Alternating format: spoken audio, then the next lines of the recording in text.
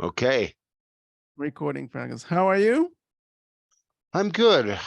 Busy and thanks for being flexible with this meeting time and as we have to deal with what life brings us, right? Yeah, exactly. That's it's good to see you again. Always Um, good to see you. Yeah. I'll do a caption first, but but first let me introduce you to our Israeli audience. You are Robert Coulter. You're a PhD. You're department head of philosophy and religion studies, and director of Wyoming Pathway from Prison from the University of Wyoming. You want to add something? No, that's who I am. That's who you are. Yeah. Well, I was exposed to other sides of you, and which all good, all good.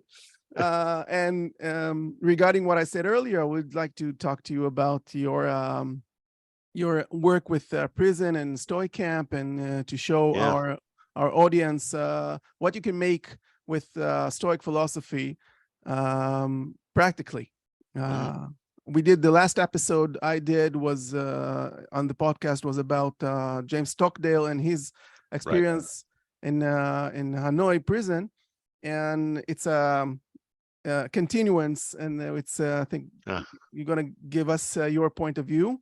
And first, let me ask you, how did you come to teach Stoic in practical manners, not just in academic? Yeah, right. I mean, so, academically, right, my training is in ancient Greek philosophy, and that's included Hellenistic philosophy such as Stoicism and so on. And I've been teaching, I still teach all those things in sort of an academic sense. But to be honest, I was actually, I had a moment teaching. I was teaching Epictetus's Enchiridion. And I could still sort of visualize the room I was in when this occurred. I was reading the Enchiridion and reading it aloud for sort of dramatic effect for the students. And I was in the middle of reading it aloud. And in my personal life, I was having some difficulties at that time. But as I'm reading this aloud, I came to realize, oh, wait, you could actually do this, right? This might actually be helpful, not just sort of as a theoretical construct to analyze and pick apart in an academic way. And that just sort of started my wheels turning a little bit. And so I explored, right after that class, I went back to my office and I started looking online and seeing if anybody was doing anything about this. And this was about 2012 or 2013. And I ran across the Live Like a Stoic week that they were just starting at the University of Exeter. People like Chris Gill and John Sellers and Donald Robertson, and so on. And I saw what they were doing. And I was thinking to myself, right, with the idea of living in agreement with nature, living in Wyoming, which, if you don't know, Wyoming is the most rural state of the United States, with the exception maybe of Alaska, and huge. It's the least populated state, even including Alaska, although Alaska is a lot larger physically. So I thought to myself, well, we've got nature. right. So maybe I could see if I could do some sort of immersive thing. And so I kind of looked around to see if there was a place I could do something. And then I took some of the ideas, with permission, from the Stoic Week stuff. And I said, what if we went up into the mountains and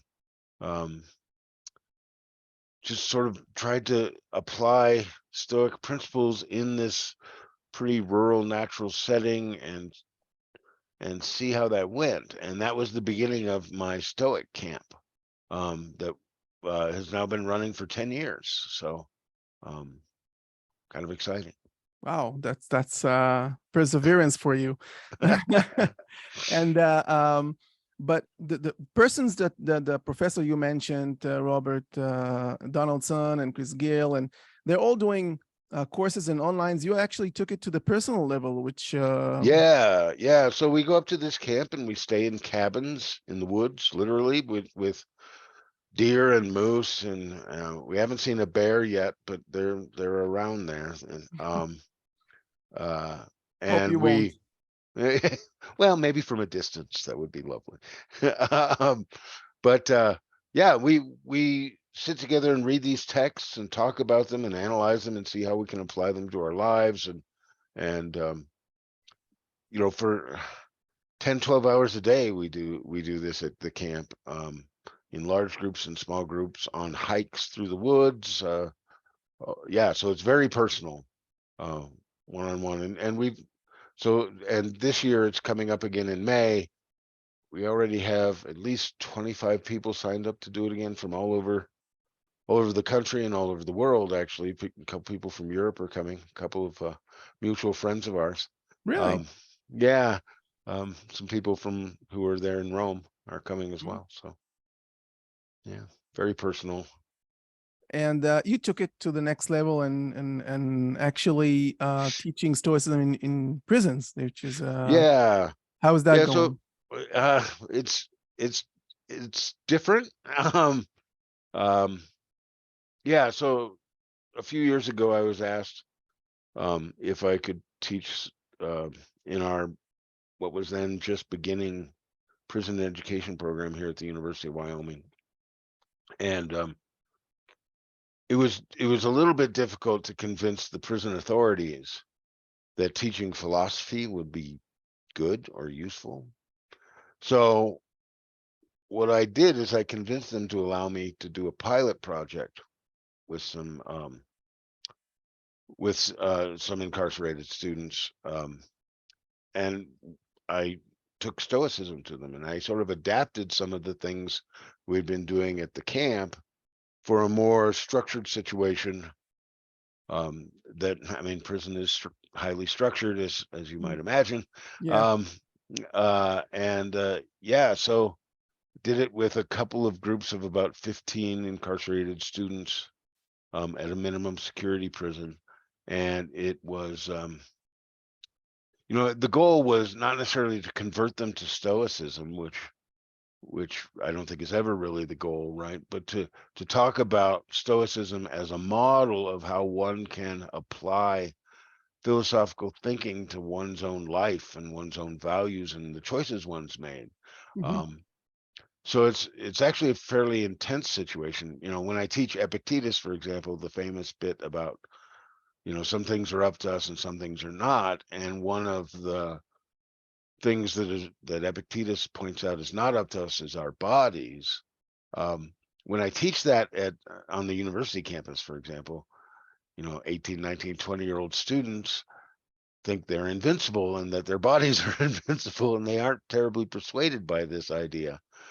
But the incarcerated students who run across that, they know full well that their body is not up to them, right? I mean, they don't have freedom of movement, let alone things like health and so on. So I find them to be a very engaged and sort of demographic to work with on some of these things, and they find it really um, useful, I would say. I once I did the episode about Stockdale, it reminded me about the movie about Hurricane Carter. You saw the movie with Denzel Washington, Which one? I'm sorry. Hurricane with Oh, yeah, yeah, yeah, yeah, Denzel yeah. Washington. There's a part in the Yeah. movie when he says his defiance was that he would live on his own time, and it really reminded me, and I thought that really apt like to what we're talking about today, Mm, and it's a real life story, yeah, for and sure. I wanted to ask you if you see in those incarcerated people, if you can see the change, if you can see how they Yeah. apply it, and what do you think is the most helpful for them, what part of the Stoic philosophy they relate to the most? Yeah. I do see a lot of changes, and the prison administration saw a lot of changes too, which which is why they insisted that I start teaching Stoic philosophy at every prison in the state of Wyoming, and, Wow. from minimum to maximum security, men, women. So I've now taught it at all of our facilities, multiple times at most of them. So I would say that there's sort of two things that are really,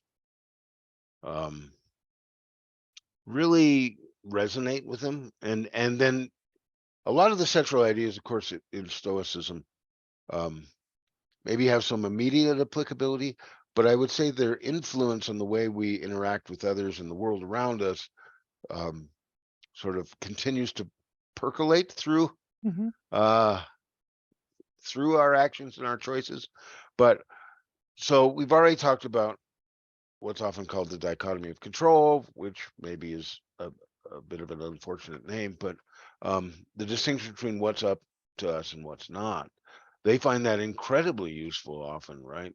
Especially in dealing with other people. And I often tie that to the bit from the opening chapter of book 2 of Marcus Aurelius's Meditations, where he says, in the morning, remind yourself that you will wake up, that you will meet ungrateful and disagreeable and nasty people. And we read that section, and many of them go, oh, I know that guy, right? And some of them even say, oh, I am that guy. But what they recognize is that their participation in conflict is up to them, but what the other people do is not, right? Other people's choice, my own choices are up to me, but the choices of others aren't, right? So if somebody's going to be a disagreeable, miserable jerk, there's not a lot I can do about that. What I can do about it is my response to that, and in particular, and further, I am fully responsible for my response to it, and no one else, Mhm. right? So this gives them both sort of a certain level of autonomy Mhm. that they come to recognize in their own actions, but also a certain level of acceptance about what other people do, right? And it turns out most of the prison wardens have suggested that, at least for a while after I come and teach a Stoicism class, they see fewer conflicts and less tension among among the incarcerated population. So that's one big thing. I think another one, though, I often think of in relation to the back half of chapter 1 of book 2 of Marcus's Meditations, where he talks about, even these nasty people, though, I need to remember, are my brothers and sisters, Mhm. right? We're all part of the same community, the community of human beings, and the universe more broadly, and I should treat them as though they are my brothers and sisters, right? And yeah, they're going to get things wrong, but so am I. And but we're all part of this community, right? I mean, the term often used here is part of this cosmopolis, right? So cosmopolitanism, as we talk about. I think when they start to see that and see themselves less as isolated individuals trying to forge their way through a hostile environment, and rather as people who have made mistakes, sometimes very serious ones, um, yet are trying to live in community with one another as best they can, recognizing each other's humanity. Mm. That leads them to, I think, more peace internally and to a more peaceful existence outside of it. So I definitely see effects from those two things. Those are the ones that come to mind. Regarding the last one, I would assume it's a long process individually, of course, but for someone to come from the point of view that him against the world, certainly after being incarcerated, to a point of view that you're in a community, it's a long process. You think there is what do you see as the most helpful spiritual exercise, or even if you do those that work for them? Yeah, so I introduced them to the view from above exercise, right? That we that Donald Robertson has done a lot of work on, and we kind of owe to Pierre Hadot's Mhm. analysis of it, and seeing themselves not in terms of solely the minute by minute interactions and conflicts and relations, but rather in terms of a whole life within the context of a whole institution or state or country or planet, right? And when we see in that context that oftentimes the little nitty-gritty details aren't really that significant, Mhm. I think that allows them then to both see themselves as part of this larger thing, but also to not be so disturbed by the things that happen. And when we, for me, something that's really important with that, and I think they come to see that, is that it's my responsibility to keep that straight, right? So it's both. At the one hand, it's this tricky balance, I think, oftentimes between what we accept and what we're responsible for, and that takes practice. And sometimes we do better than other times, for sure. And yeah, I guess maybe I'll shut up there. No, that's very interesting. Do you have some person in mind that you think of that went for a significant process, and Stoicism helped them and changed Yeah, his no, life actually? well, if you're thinking about incarcerated people in Yeah, particular, yeah. yeah, I've I have a number of stories over the years. One of my favorites is from that very first class that I taught, and there was a guy in there. I won't say his name, but he was I assure you, no one in Israel would know who he is. yeah, probably, but but I appreciate the discrepancy. um, he was kind of a scary looking guy, and I don't remember what he was convicted for, but it was a violent crime. Um, face tattoos, gang affiliation tattoos, right? Big burly guy, um, and he was very silent throughout the class. He sat. I mean, he seemed to be paying attention. It wasn't as if he was dozing off, but he didn't give a lot of eye contact. Um, and he sort of sat there very sort of stony faced a lot of the time. So kind of a scary guy, just from first appearances. But I remember it was towards the end of the class, the last day, second to last day, something like that. And we had recently talked about the bit from Epictetus, right, where he says, "I never say of anything that I've lost it, but rather that I've given it back." This might be a familiar passage to some people. And, he uses examples, of course, of wife and child, as he often does, that seem pretty harsh, but also of physical things, right? And of course, there's the extended discussion Epictetus gives about losing his lamp, his oil lamp, in the discourses. That's a lovely expression of this idea. Well, there was sort of a leader in the class, and he went to this other guy and said, tell him what happened. So this is the gist of the story. Turns out this guy, I'll just call him G. G had he had a chair in his cell that he had taken from the library, that he used to sit and read and do his homework and stuff, but he wasn't supposed to have it. Right now, every now and then, the corrections officers would go around and check for having things that you're not supposed to have. And of course, a chair is not super high on their priority list of things they're looking for in that Obviously. context. But anything you're not supposed to have, they would remove, right? And G, like I said, he was kind of a scary guy, and he had kind of a reputation for not liking it when things didn't go his way. Well, one day, literally while we were at class, the corrections officers came and took his chair, and he didn't know that because we was in class. But after class, they all went back to their living areas, and they had posted some extra officers there right? Because they were expecting an outburst of some sort. And he went into his cell and saw that his chair was gone. And he told me, he said, like he had these emotions rising in him and he was getting angry and all of that. But then he remembered this passage, right? Never say of anything that I've lost it, rather that I've given it back. And so he went, and in the place where his chair was, he sat down and he said to himself, I haven't lost it. I've just given it back. It wasn't mine to begin with. And he sat and did his homework and read his book and talked to his friends sitting on the ground in the spot where he was at. Now everybody else who lived with him were stunned by this, right? And waiting for the outburst, but the outburst never came.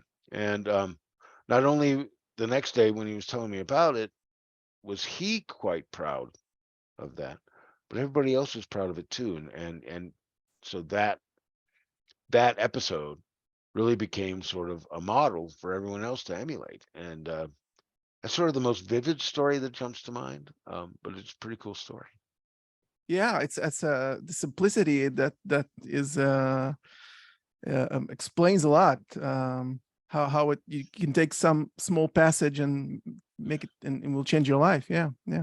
I wanted to ask you, some people perceive Stoicism as very harsh, emotionally wise, and some see it as a very perfectionistic point of view, which is really, if you take the drowning man paradox, it's actually saying can never be whatever you want to be, and you're going to be a real Stoic. And I find that a lot of people find it very doesn't want to make you even try. What do you say to those people, or to that point of view that it's a perfectionistic point of view, philosophy?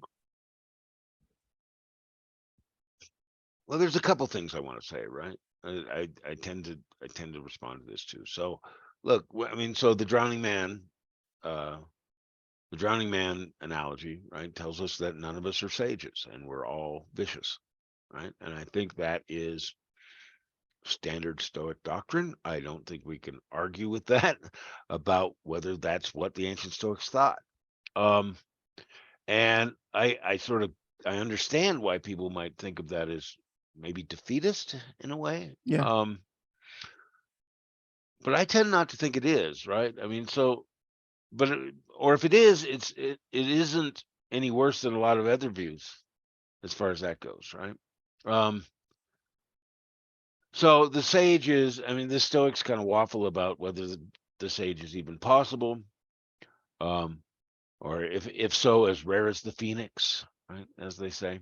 I actually think that Seneca used the phoenix to say it's a mythological a creature that it wouldn't be possible. Yeah, I mean, we could quibble about that, but certainly at least incredibly rare. Yeah. Yeah, and no offense, but neither you or I is likely to get there. Didn't think so. Yeah, but Epictetus tells us, right? So I may not yet be a Socrates, but I want to live as someone trying to be a Socrates, right? So the way I understand that is, I think it's perfectly fine if becoming the sage isn't maybe available, certainly to the vast majority of us. However, it still serves as the term I'd use there is as a regulative ideal, an ideal at which we aim and which we sort of model ourselves after. And I think we do have available to us, probably like Epictetus to Socrates, models that can help us point in the right direction, right? So even if Socrates isn't truly a sage, he's pretty close, right? And we can still strive for that. And I think, right, being vicious. So again, let me get a little bit technical here, right? Virtue is a kind of knowledge for the Stoics, right? It's knowing what the right thing is, how to do it, et cetera, right? I mean, and we could cash those details out a lot more, but that means viciousness is a kind of ignorance, right? I don't find it terribly defeatist to say that I don't know everything. I think I know a lot about some things. There's other things I really don't know much at all about. And the model of Socrates tells me that that might be the necessary condition of even beginning to make progress, right? Is recognizing that I don't know things I don't know. So if that's right, then being vicious is not being a bad person in some sort of like original sin sort of sense, I guess, which is, and I'm not sure how everybody would use that, but as though it's some sort of moral stain on us that we can never wash off. Rather, it's just being someone who makes mistakes. And some of us make more mistakes than others. And hopefully over time we make fewer mistakes. And we can do that by like not rushing headlong into stuff, and we can do that by trying to be judicious in our evaluating the relevant information to making the choices that we do. And some of that involves recognizing our shared humanity, and our shared viciousness in the sense of making mistakes. And if I do that, that seems to me not to be defeatist at all, right? Now it tells me that I'm not going to be done. I don't get to cross a finish line and pin the Stoic Sage medal on myself and so on, but the world doesn't stop turning either, right? So it's what it does rather is it gives me a direction with which to point, for the rest of my life. And yeah, and I find that kind of comforting, right? It's that it's I mean, because like if it were about a goal that I could achieve, like I don't know, buying my first car or something like that, and if I think that my happiness depends on achieving that goal, I think I'll find, in fact, in my experience, I've found that, well, then what, right? So I did that, and that's supposed to make me happy. Well, oops, it didn't really, right? So I don't know. I think that's what I got to say about that today. Yeah, that's very helpful. Thank you. I wanted to ask you, we here in Israel have almost chaotic political state right now. And what kind of advice can you give, Stoic advice can you give to people here that are afraid that the democracy is gonna change into the dictators, and how to, because I thought I read a passage which I think it was Zeno said that try to change what you can change. If not, just live in the system that you have. Regarding your previous sayings about defeatist, and it's not. It's not defeatist, but I just don't want to live in a dictatorship. And so, what kind of advice can you give to people who are despaired in political turmoil like we have here today? Yeah, this is a hard one, I think. And I think what the Stoics have to say is, well, I mean, a couple things, I guess. So yeah, I think what you pointed at, right? I mean, that's an idea that runs throughout the Stoics, is that, look, we try to change what we can. We try to enact justice in the world and try to support and develop systems of justice that are actually just. And maybe that's democracy, maybe that's something else, maybe there's multiple ways of doing that, and maybe that's right. But of course, what's truly up to us is my choices and other people's choices.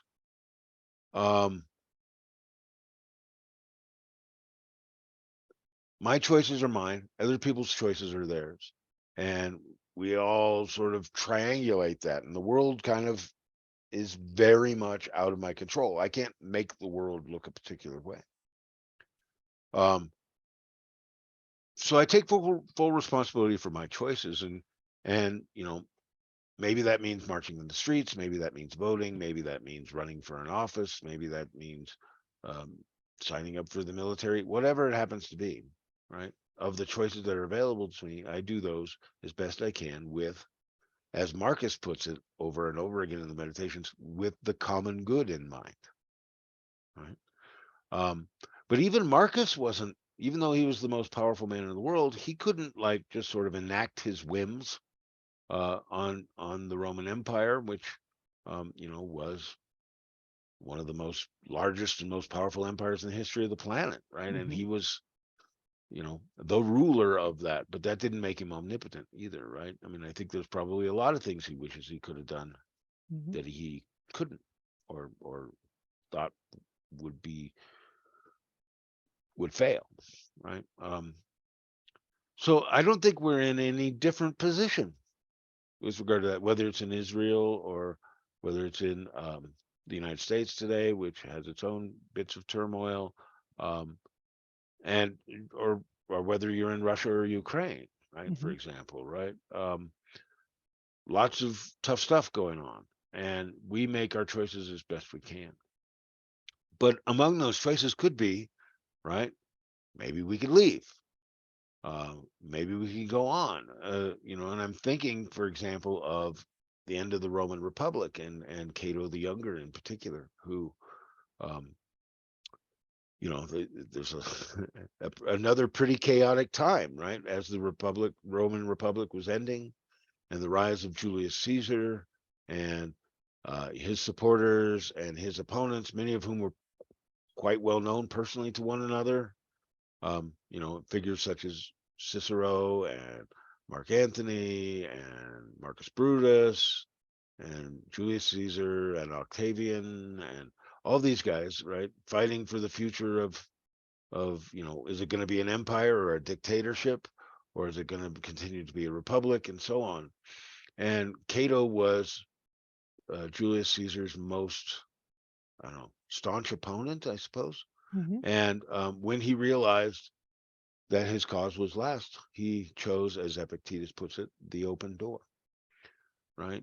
And he took his own life rather than to live under that regime. And there's some other complicating factors, and we could quibble about whether or not Cato was right to make that choice in the situation which he did. But these are all of our options, right? We make the best choices we can in the situations we find ourselves. And, pounding our head against the wall is not necessarily the best option, right? I'm reminded too of that passage that Ryan Holiday made so famous, right? That the obstacle is the way, right? And in that passage that Holiday cites out of Marcus, Marcus is saying kind of the same thing. I think that I'm saying is that, look, if a giant boulder blocks your path, your best route is not necessarily to keep smashing against that boulder.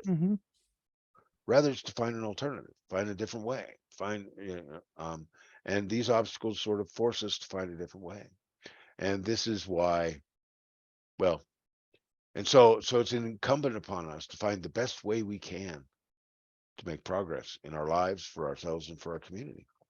And I don't think I can give some sort of prescriptivist list of things one ought to do in a situation like you're having in Israel, or we're having in the United States, or they're having in Ukraine or Russia or whatever. Rather, right, what I would suggest is make the best choices you can. Yeah. To and taking into account the context in which you find yourself and your own talents and abilities, and keep moving forward. Yeah. But I don't think it's a quietist response that the Stoics are offering. Yeah, I find the Cato's choice to be difficult for me. Seneca advocated and writes about it numerous times, but Marcus, regarding Marcus' policy, open door policy, if I'm not mistaken, he says that once your judgment is impaired, then you should use this. And it's quite different, I think, because if they have different point of view regarding I think maybe it was easier for him to state the what stands in the way becomes the way, because he wouldn't take that door as easily. I Yeah. think it's obviously guessing, but personally, I find it difficult with Cato's choice. And I remember reading that Cicero was very frustrated with Cato for not compromising about anything. Yeah. And I think it's part of the issue. Once you're never compromising about anything, and on the other hand, I can relate when you don't compromise for some things that are very, very fundamental, like democracy or not democracy. Yeah. So I agree with you. There is no straight answer or advice for that, but I still find it difficult with the choice he made. But it's his. Yeah.